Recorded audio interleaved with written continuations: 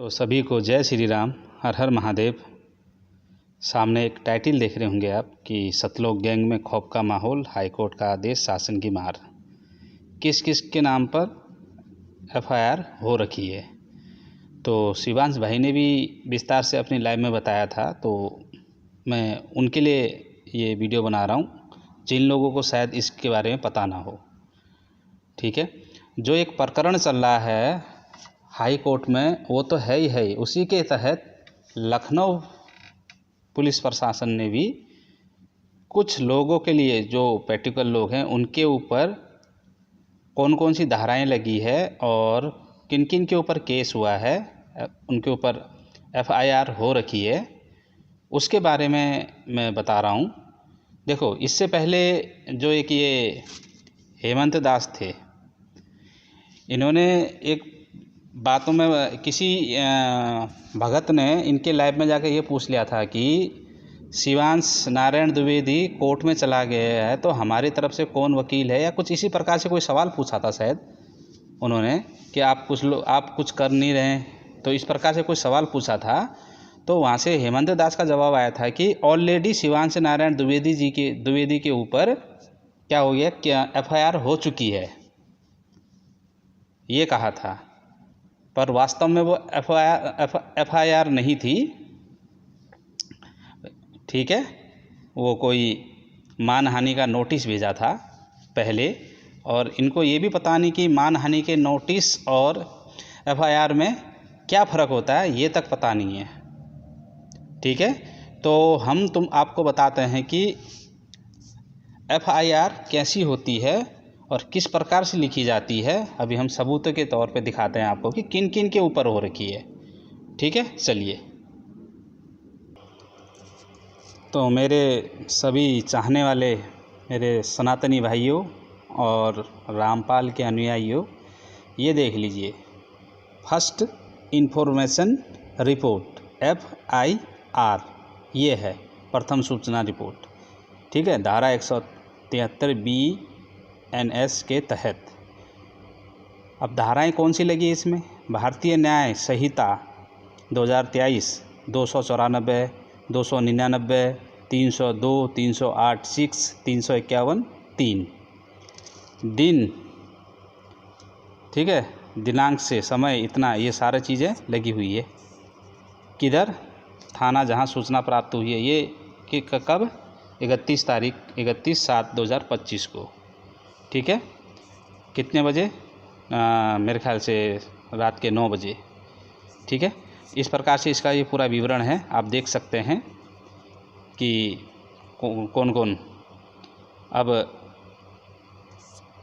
किस किस के ऊपर हुई है, ये आया। ठीक है, प्रथम है, पहला है राजू दास।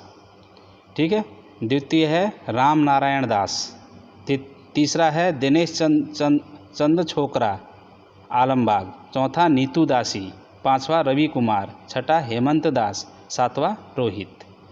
ठीक है, शिकायतकर्ता सूचनाकर्ता द्वारा रिपोर्ट देरी से दर्ज कराने का कारण, मतलब इस प्रकार से कुछ वो है पूरा, ये देख सकते हैं आप। ठीक है, ये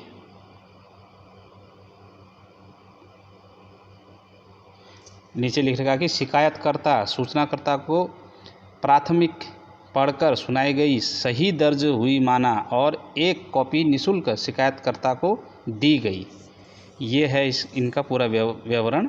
कहाँ? थाना प्रभारी के हस्ताक्षर ये कर रहे हैं। ठीक है, ये इंस्पेक्टर हैं और किधर के हैं? अब ये लखनऊ। ठीक है, लखनऊ उधर के ये उसमें रिपोर्ट दर्ज हो रखी है। तो आप देख सकते हैं, थाना सरोजनी नगर, जनपद लखनऊ। ठीक है, तो इस प्रकार से आप सारा कुछ ये देख सकते हैं, किस किस के नाम पे हुई है ये भी देख सकते हैं। ठीक है,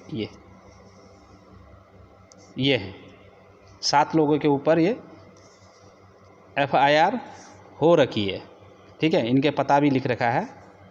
तो इस प्रकार से आप देख सकते हैं। ठीक, इसको बोलते हैं एफआईआर। ठीक है, सबूत सहित। ये ये फर्स्ट इन्फॉर्मेशन रिपोर्ट। तो अब देखना है कि ये अब इसमें पुलिस प्रशासन यथोचित कार्रवाई करेगा बहुत जल्दी ही, क्योंकि धाराएं कितने 5 तो धाराएं लगी इसमें, देखो ना, 1 294 299 302 308 351, ठीक है, ये जो है ये धाराएं लग रखी है इसमें। तो अब इसके केस के बारे में ज़्यादा जानकारी हमारे शिवांश भाई दे सकते हैं, क्योंकि उन्होंने खुद कराई है तो उनको पता होगा कि वहाँ क्या बात हुई, कैसी बात हुई। उन्होंने अपनी लाइव में बताई है, पर एक बार हम उनके मुंह से भी सुन लेते हैं, ठीक है, कि ये किन किन के ऊपर कैसे कैसे इनके ऊपर कार्रवाई हुई, कैसे कैसे इनके ऊपर रिपोर्ट दर्ज करी गई है, ठीक है। चलो हम चलते हैं उन्हीं के मुँह से सुनते हैं इसके बारे में। तो शिवांश भाई की जुबानी सुन लीजिए आप लोग, ठीक। हर कदम पर, हर स्टेप में साहस प्राप्त होता है। जैसे गुरुदेव ने जगद्गुरु शंकराचार्य जी महाराज ने उनका एक प्रवचन में देख रहा था, उसमें उन्होंने कहा, कोई व्यक्ति आया कि मुझे कैंसर है, मैं क्या करूं? तो उन्होंने कहा कि तुम्हारे कैंसर ठीक नहीं करेंगे, कैंसर से होने वाला जो दुख है वो हम ठीक करेंगे। अगर कैंसर नहीं होगा तो कल कोई और दुख होगा, मकान गिर गया, चोरी हो गई, लूट हो गई, डकैती हो गई, ये हो गया, वो हो गया। मगर यदि दुख से जीतना ही आ गया व्यक्ति को तो कुछ भी होता रहे, वो सदैव सुखी रहेगा।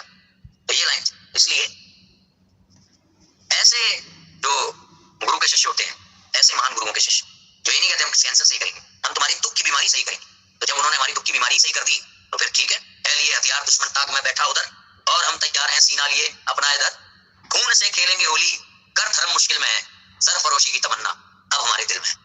हाथ जिनमें हो जुनू कट्टे नहीं तलवार से, सर जो उड़ जाते हैं वो झुकते नहीं ललकार से, जिंदगी तो अपनी मेहमा मौत की महफिल में है, सरफरोशी की तमन्ना अब हमारे दिल में। तो ऐसे ही बन जाते हैं फिर। गुरुदेव का वो वचन आपको याद होगा जगद्गुरु शंकराचार्य जी का, कि हमको फौलादी आदमी चाहिए, समझ गए, राष्ट्र की रक्षा के लिए हमें फौलादी आदमी चाहिए। दिल में गौहत्या आदि को लेकर पीड़ा हो, सर में दर्द हो, तो आके पुरी के शंकराचार्य जी से आकर संपर्क करना। ये सब उनके वो ऐसे वचन है जो गुद गए हृदय में। जब तक नौका डूबती नहीं तब तक तुम्हारा काम है खेते रहना, खेते रहना। असफलता है क्या? असफलता है क्या? मेरे शब्दकोश में, मेरी जानकारी में असफलता नाम का कोई शब्द ही नहीं है। ये सब गुरुमुख से सुने हुई वाणी है, गुरुमुख की वाणी। ये सब काम आती रहे और हम लगातार इसमें रहे, तो इस सब सारे प्रयासों के बाद एट द एंड पूरे गैंग के विरोध में और इन लोगों सहित, ये लोग जो व्यक्तिगत रूप से मुझ पर हमले कर रहे थे, इन लोगों सहित पूरे गैंग के विरोध में ये एफआईआर दर्ज हो गई। एफआईआर आप प्रदर्शित कर सकते हैं, भारतीय है, आप दिखा दीजिए एफआईआर प्रथम पृष्ठ। ये यद्यपि पूरे गैंग के खिलाफ पूरा जो तंत्र चल रहा है इसके खिलाफ हुई है। और इस एफआईआर के बारे में एक बात और बता दूं कि अभी जो लास्ट रिसेंट जो कल की तारीख, कल की जो डेट थी हियरिंग हुई है कोर्ट में, उसमें प्रशासन को अपना पक्ष रखना था कि हमने मतलब वो जो पूछा गया था पहली डेट में कि आप क्या कर रहे हैं इस संदर्भ में, तो शासन को पक्ष रखना था, ठीक है, कि हम क्या कर रहे हैं, क्योंकि वो बंद करा सकते हैं सब। तो शासन ने ये नहीं कहा कि हम जांच कर रहे हैं, शासन ने कहा हमें और समय चाहिए, अभी हम कार्रवाई नहीं कर पाए हैं, ये बहुत ही बड़ा मामला है। ये शासन के शब्द थे, गंभीर मामला है। वो हमारी जो फर्स्ट जो शिकायत की थी उसको गंभीर नहीं समझ पाए थे ना, पर फिर शासन ने हमारी बात को समझा, वहां कहा ये गंभीर मामला है। इसका अर्थ है कि शासन के मुख से सच्चाई बोल रही थी, वास्तविकता बोल रही थी, गंभीर मामला है। शासन ने कहा हम अभी तक कोई कार्रवाई नहीं कर पाए हैं और इस पर कार्रवाई कर रहे हैं। ये एफआईआर है जो दर्ज हुई है, स्क्रीन पर आप दिखा दीजिए इनको। और बड़ा नहीं हो पाएगा बोल भाई, और बड़ा ना हो पाए तो मैं ही दिखाऊं फिर। अच्छा, ये कई बातें हैं जो वहां पे रामपालियों के अनुसार बोली जा सकती थी। क्या क्या बातें हैं? हाईकोर्ट से क्लीन चिट मिली है 12 बार, क्यों नहीं बोला भाई? शासन को ये लोग इतने दिनों में बता नहीं पाए कि आप वहां पे ये बोल दीजिए, ये तो बहुत अच्छी किताबें हैं, क्यों नहीं बताने गया कोई? भाई हाईकोर्ट में इनके विरुद्ध जो मुकदमा है वो पंजीकृत है, याचिका पंजीकृत। इनको सब कुछ मालूम पड़ गया, हमने सब पर रिवील किया है, हमने सब कुछ यहाँ प्रस्तुत किया।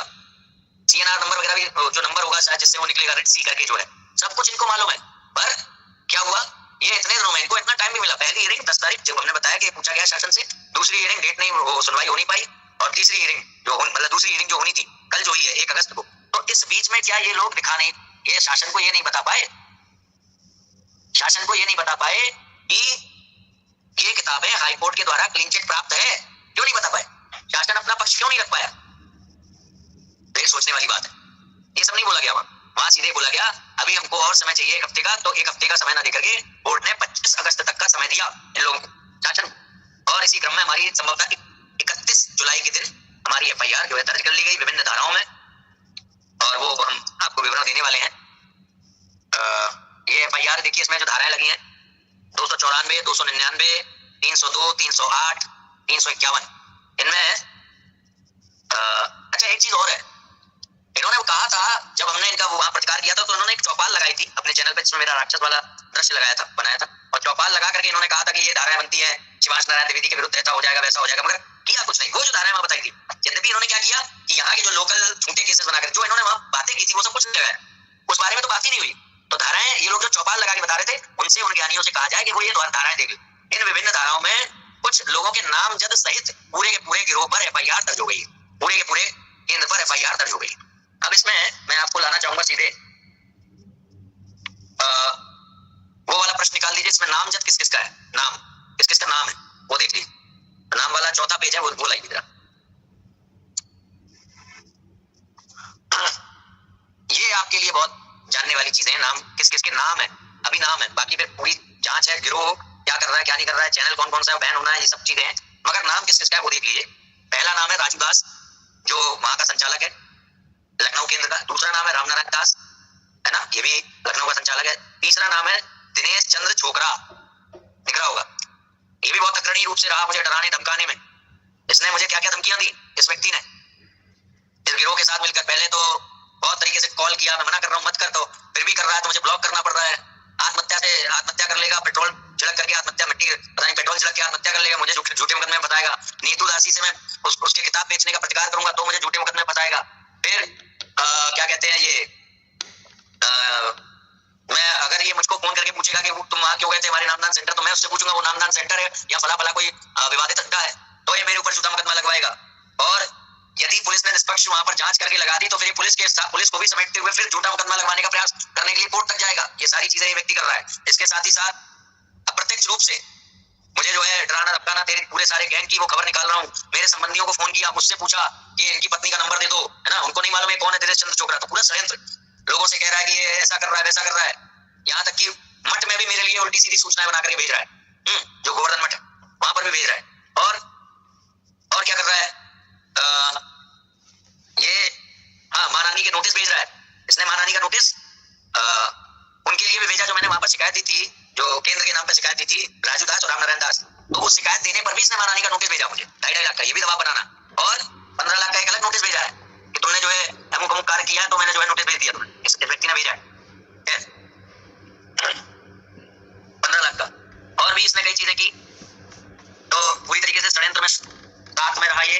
और हाँ इसने एक चीज और की है, फोन पे भी और वहां पे जो पुलिस चौकी में जो कन्वर्सेशन हुई इसमें कई बार कहा है कि हमारे जो बाबा जी हैं उनका प्रसारण होता है लाइव, कहां से, जेल से, ये भी एक ऑफेंसिव स्टेटमेंट है, गुमराह करना पब्लिक को, भ्रम फैलाना पब्लिक। तो मुझको फोन पे भी कहा चलो चलो, और फिर गैंग की बात करना, फिर मेरे माता पिता कहाँ रहते हैं ये बताना, ये सारी चीजें में ये चीजों में प्रत्यक्ष रूप से जुड़ा हुआ है। इसके साथ ही साथ जो एक काली वाला जो मुझे यहाँ लाइव स्ट्रीम के समय जो धमकी दी गई थी कि मैं चाकू से गोद कर हत्या कर दूंगा, आते बाहर निकाल दूंगा, तेरी पत्नी और बेटी के साथ भी हम लोग रेप कर देंगे, काल के दूध, ये सब उसमें लिखा था। उसमें उसने एक बात कही, आदित्य है ना तेरे भाई का नाम, गायत्री पार्क के पास रहता है ना तू, यही बातें ये भी कहता है। तो कैसे गैंग मिलजुल करके कार्य कर रहा है, एक दूसरे की सहायता, पूरा चल रहा है, पूरा आपको समझ में आ रहा हूँ। इसके बाद नीतू दासी का नाम है, नीतू दासी वैसे तो सभी मामलों में पूरे गैंग की एक इस पूरे जो तंत्र है उसके साथ में है, सारी चीजें आपको हो ही रही, हम लोग पीछे काफी सारी बातें कराए। प्रत्यक्ष रूप से नीतू दासी ने दो बार जो है हम पर झूठा मुकदमा लगाने का प्रयास कर हमारे इस अभियान को रोकने का प्रयास किया, दबाव बनाने का प्रयास किया, हमारी धार्मिक भावनाओं को आहत तो किया ही है, साथ ही साथ सरेआम पब्लिक के बीच में इन्होंने हमको जो है क्या कहते हैं झूठा मुकदमा लिखवाने की धमकी थी। इसके बाद रवि कुमार पूरे गैंग के ये जो पूरा तंत्र है उसके साथ में है, और क्या कहते हैं रवि कुमार वो है जो स्टॉल भी लगाते हैं, मतलब इन किताबों से डायरेक्ट जुड़े हुए हैं और मेरे विरुद्ध झूठी शिकायत भी करते हैं, और क्या कहते हैं ये भी पूरी तरीके से एक सक्रिय सदस्य लखनऊ स्तर पे और पूरे भारतवर्ष भारतीय स्तर पर कार्यरत है गैंग के साथ। तो ये रवि कुमार का मामला हो गया। अब आता है अपना एक व्यक्ति जो कहता है कि अगर मुझे नोटिस आ गया तो FIR हो गई। ये देख ले भाई, हेमंत दास का नाम भी इसमें है, हेमंत दास को भी इसमें मैंने इसमें लिया है संज्ञान में। हेमंत दास ने क्या क्या किया है देखिए, देखिए गैंग तो पूरा जो कर रहा है वो कर ही रहा है, मगर इसने क्या किया है, मेरे बारे में अनेकानेक अपशब्द, हिंदुओं के बारे में, हिंदुओं की धार्मिक भावनाओं को आहत करने वाले अनेकानेक अपशब्द इस व्यक्ति ने, है ना, इसकी लाइव स्ट्रीम पर डले हैं, मेरा राक्षस वाला चेहरा डला है, इसकी लाइव स्ट्रीम में किसी ने मुझे बड़वे भी बोला था, और बहुत सी और भी चीजें, इतने क्लेम किया कि मेरे खिलाफ एफआईआर दर्ज हो चुकी। ये सब भी तो दबाने का प्रयास है ना, मुझे दबाव बनाने के लिए, और उल्टा सीधा बोलना, झूठी चीजें बोलना, ये सब ही बोल रहा है। और इसने अपने चैनल से क्लेम भी किया कि मैं ये क्लेम भी किया इसने कि भाई सतलोक आश्रम से डायरेक्ट बात, जेल धाम से, तो ये क्लेम भी किया। बहुत ये सारी चीजें होने के साथ साथ इसने प्रत्यक्ष रूप से भूमिका भी निभाई है। और अगला नाम है रोहित का, बहुत बड़े संवाददाता है भाई, दिखाइए उनका नाम, रोहित, संभवतः रोहित ही नाम है या कुछ और नाम है, पता चल जाएगा, मगर ऐसे न्यूज चैनल वाले भाई साहब है, ऐसे न्यूज चैनल पे कोट पैंट पहन के लोगों को बेवकूफ बनाते हैं ना, हमने बुलाया पर वो आया नहीं, मैं बहुत बड़ा संवाददाता हूँ, मैं ये हूँ, मैं वो हूँ, ये रोहित उसके खिलाफ भी हो गया। और आपको बता दूं, ये जो धाराएं लगी हैं उनमें से 2 धाराएं बहुत स्ट्रॉन्ग हैं, उनमें बड़ी बड़ी सजाएं हैं, 10-10 साल 7-7 साल तक की सजाएं, ठीक है। और वो जो बैन होंगी चीजें वो तो अलग बातें हैं, वो तो शासन ने कहा ही है कि हमको थोड़ी सी और वो चाहिए। ये रोहित ऐसे न्यूज चैनल वाला है जिसने हमारा वो चेहरा बना करके बिगाड़ा और अपने चैनल पे दिखाया, और ऑफिशियली इस तंत्र से जुड़ा हुआ है डायरेक्ट। और एफआईआर में क्या दर्ज है थोड़ा सा समराइज कर दूं कि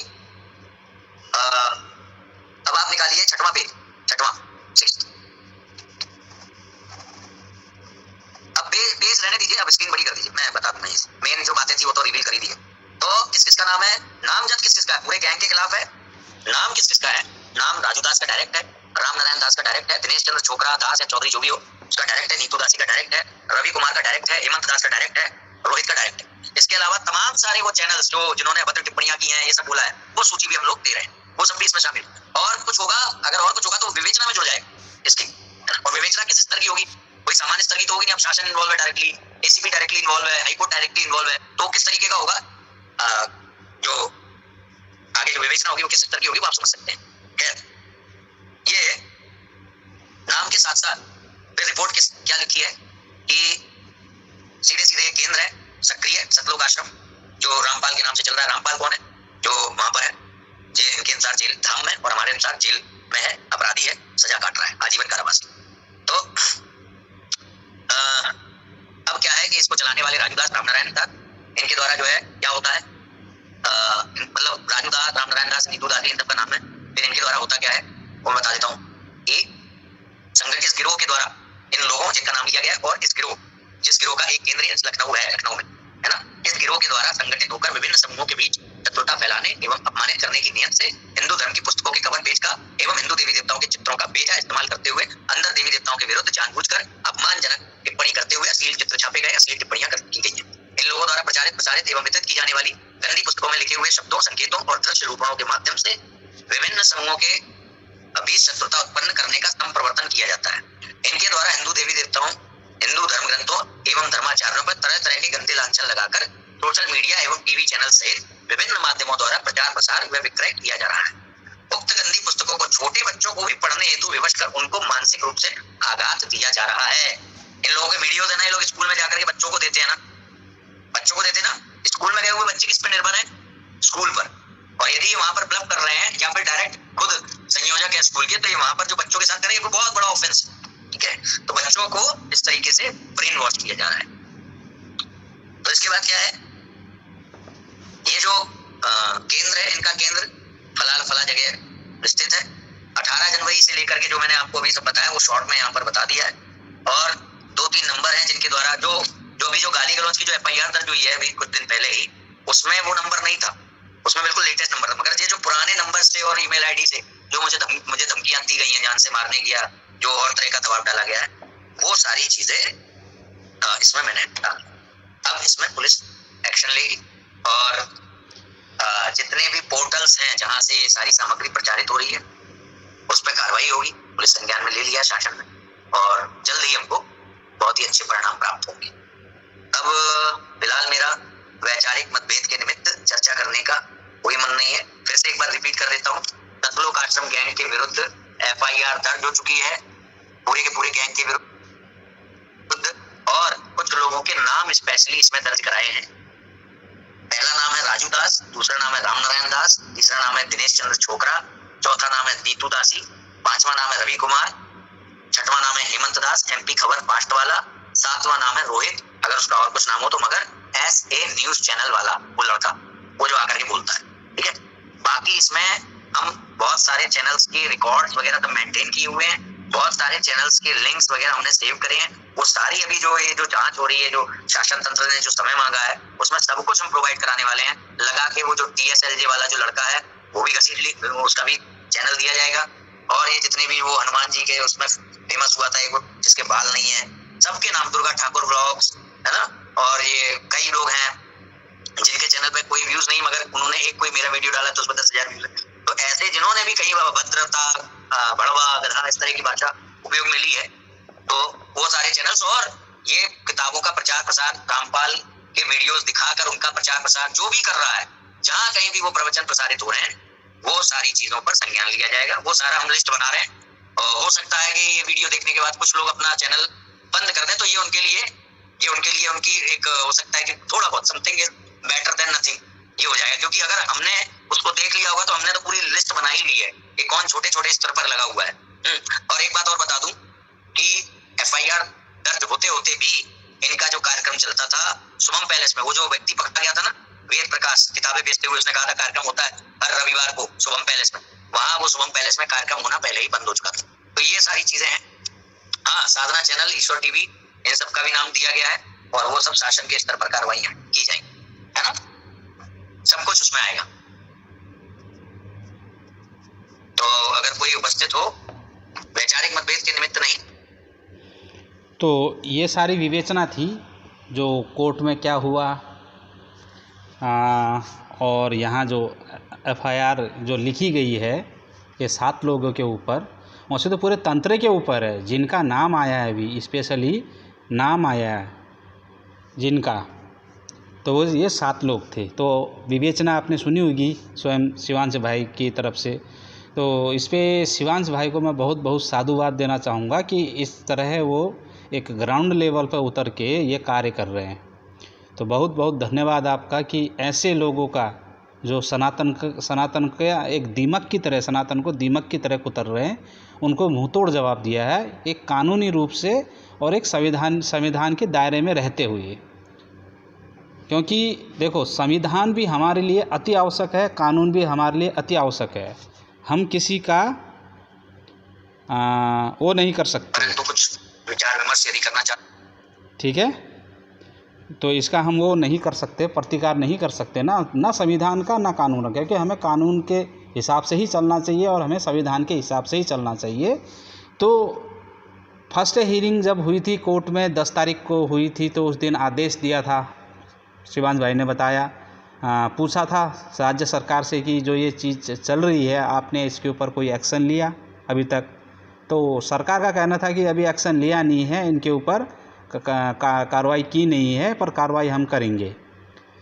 फिर 15 तारीख की डेट मिली, 15 तारीख को भी शायद, हाँ 15 तारीख की डेट मिली थी, हाँ 15 तारीख की डेट मिली थी। 15 तारीख में भी शायद सुनवाई नहीं हो पाई, और फिर मिली, फिर उसके बाद सीधे मिली हमको ये 1 तारीख की डेट, ये 1 अगस्त की डेट।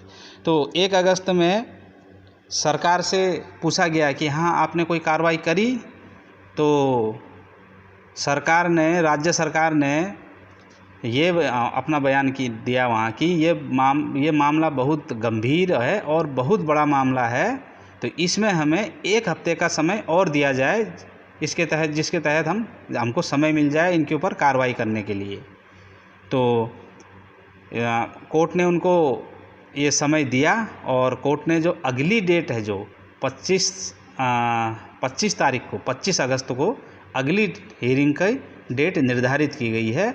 मतलब कि 25 तारीख तक राज्य सरकार के पास समय है इनके ऊपर यथोचित कार्रवाई करने का। यहाँ पर एक बात शिवांश भाई ने बोला कि यहाँ राज्य सरकार ने ये नहीं बोला कि हम जांच कर रहे हैं, राज्य सरकार ने ये बोला कि एक्शन लेना। देखो, जांच अलग चीज़ है और एक्शन लेना अलग चीज़ है, तो दोनों को अलग अलग तरीके से समझो, ठीक है। अगर जांच का विषय होता तो वहाँ वो बोल देते कि हाँ हम जांच कर रहे हैं, तो सीधे क्या है, एक्शन लेना है, कार्रवाई करनी है। तो राज्य सरकार अपने तरफ से संविधान के दायरे में रहते हुए और कानून के हिसाब से अपना वो कार्य करेगी। तो मेरे रामपाल के अनुयायियों, तो आपसे भी एक बात कहना चाहूँगा कि आवेश में आके या उत्तेजित होकर अपने यूट्यूब चैनल पे या फेसबुक चैनल पे या ट्विटर पे या कहीं ऐसी प्लेटफॉर्म में अभी ऐसी हरकतें बिल्कुल भी ना करें कि आप भी मुसीबत में पड़ जाएं, कानून के उसमें पड़ जाएं। ठीक है, अगर आपने प्रतिकार करना है तो कानूनी रूप से आइए, कोर्ट में जाइए और कोर्ट में प्रतिकार कीजिए कि हम लोग सही हैं, हमारी किताबें सही है, हमारा जो तंत्र है वो भी सही है। जाके कोर्ट में एक बार जाके अपना वो सिद्ध कर दीजिए। आपके पास तो ये बहुत अच्छा मौका है कि कोर्ट में ये मामला गया है, जब तुम्हारा हाई कोर्ट में ये मामला गया है, तुम्हारी जो किताबें हैं, जब ये हाई कोर्ट में गया तो तुमको भी एक बार हाई कोर्ट में जाकर इसको सिद्ध करना चाहिए। और जो आपके लोग बोलते रहते हैं कि 11 से 12 बार हमको क्लीन चिट मिला है, तो क्लीन चिट भी लेके जाइए कि ये देखिए हाई कोर्ट में क्लीन चिट, हाई कोर्ट से क्लीन चिट मिली है हमको। ठीक है, तो ये चीज़ें जाके वहाँ दिखाइए। ठीक है, ना शिवांश भाई के को दिखाने से कुछ चलेगा, ना मेरे को दिखाने से चलेगा। ये किधर दिखाने से चलेगा? काम होगा हाई कोर्ट में। और से मुझे नहीं लगता कि कोई क्लीन चिट मिली होगी। अगर क्लीन चिट मिली होती तो जो हाई कोर्ट थी, हाई कोर्ट तो पहले ही इसको निरस्त कर देती इस पिटीशन को कि ये तो राज्य सरकार ने इसको क्लीन चिट दे रखा है, मतलब कि लाइसेंस दे रखा है एक तरफ से कि ये तो सही है, इनके ऊपर तो कोई केस कैसे हो सकता है। तो इस प्रकार से ये मेरा ओपिनियन है, इसको मैं साक्ष्य के रूप में नहीं मानता हूँ। ठीक है, तो वो तो भविष्य के गर्भ में छुपा है कि क्या है आगे। तो यही कहना था आप लोगों से मैंने कि इस वीडियो को ज़्यादा से ज़्यादा लाइक करें, इसको शेयर करें और दूर तक पहुँचे, ये वीडियो लोगों तक पहुँचे तो लोगों को पता चले कि देश के अंदर क्या चल रहा है। और कोई एक शिवांश नारायण द्विवेदी जो शंकराचार्य जी के जो शिष्य हैं, वो धर्म के लिए किस प्रकार से खड़े हैं, निडर होके, बिना अपनी जान की परवाह करते हुए ये खड़े हैं। जबकि इनको इतनी बार धमकियां मिल चुकी है, फ़ोन पे भी धमकियां मिल चुकी है, मैसेज में भी धमकियां मिल चुकी है, यहाँ तक कि इनके इंस्टाग्राम, बहुत से जगह ईमेल में, यहाँ तक कि चैनल में जब आते हैं तभी वहाँ कमेंट में धमकियां मिलती है। तो हरेसमेंट भी किया जा रहा है और धमकियां भी दी जा रही है, तब भी निडर होके चट्टान की तरह इनके अगेंस्ट खड़े हैं। वो देखो, इनके अगेंस्ट तो नहीं खड़े, नहीं कहूँगा मैं, जो इनके द्वारा फैलाया गया जो तंत्र है उसके खिलाफ खड़े हैं। ठीक है, रामपाल के खिलाफ नहीं है ये। रामपाल के द्वारा जो फैलाया गया जो तंत्र है, जो हमारे देवी देवताओं का अपमान किया गया, हमारे आचार्यों का जो अपमान किया गया है, ये उनके खिलाफ है। ये उनके सम्मान के लिए लड़ रहे हैं। ठीक है, ये अपने निजी स्वार्थ के लिए नहीं लड़ रहे हैं। इतनी बात समझिए। इनको क्या मिल जाएगा बताइए? शिवांश नारायण द्विवेदी जी जो हैं, इनको क्या मिल जाएगा? तुम सोचिए, इस जीत में इनको क्या मिलेगा? इनको मिलेगा धर्म। एक धर्म के लिए खड़े हैं कि क्या धर्म है क्या अधर्म है। ना किसी ये अर्थ के लिए लड़ रहे हैं, ना किसी स्वार्थ के लिए लड़ रहे हैं। बताइए इनका क्या स्वार्थ है? कोई बताएगा? रामपाल के जितने भी शिष्य हैं, ये कभी कभार मैं कमेंट देखता हूँ, बोलते हैं कि पैसों के लिए करना। भाई, इनको पैसा कौन दे रहा है ये बताइए पहले। हाँ, क्या कोई क्या अपनी प्रॉपर्टी डाल के दे रहा है इनको? इनका क्या फ़ायदा है ये बताइए? इनका फ़ायदा क्या है?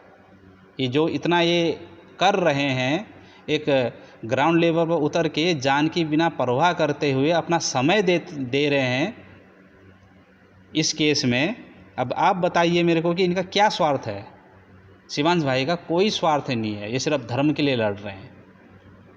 अब अगर शिवांश भाई ये कह के छोड़ दें या छोड़ देते कि अरे कि सब क्या मैंने ठेका थोड़ी ना ले रखा धर्म का, और लोग भी तो हैं, कहते ना, तो ऐसे तो धर्म का कोई भी जो रक्षा है कैसे होगी? तो हर कोई ऐसा सोचेगा। तो ईश्वर का ही एक माना जाएगा, ईश्वर के ही एक लीला में समझो इसको शिवांश भाई के रूप में, कि एक जो शक्ति प्रदान करी है इनको, कि इस तरह प्रखर रूप से निडर होकर इनके खिलाफ जो खड़े हैं, इतने धमकियां मिलने के बाद भी इनके जो परिवार की जो महिलाएं हैं उनके साथ गलत चीज़ें करने की धमकियां, इनको चाकू से गोद के हत्या करने की धमकियां, माँ बहनों की गालियां आपने खुद सुनी होगी, पर उनके ऊपर केस हो चुका है, संवैधानिक रूप से लड़ रहे हैं। ये नहीं कि शिवांश भाई ने भी यहाँ से उनको गाली दी हो या उनको धमकी दी हो कि मैं तुझे मार डालूंगा, ना, उन्होंने नहीं किया, क्योंकि विवेकशील हैं, ये धर्मज्ञ तो हैं ही, विवेकशील भी साथ में है। अगर कोई धर्मज्ञ होगा तो विवेकशील भी होगा, वो जो धर्मज्ञ नहीं होगा वो उतना विवेक नहीं होगा उनमें, जो धर्मज्ञ होगा वो विवेकशील भी होगा साथ में। इतना ध्यान दीजिए कि क्या सही है क्या गलत है। जैसे प्रभु श्री राम, जब माता सीता जी का हरण हुआ, रावण ने हरण किया, तो जो प्रभु श्री राम थे उन्होंने ये नहीं किया कि जो रावण की पत्नी थी उनका हरण करके मैं बदला में अपना जो रिवेंज बोलते हैं जिसको, वो पूरा कर लूँ, ना।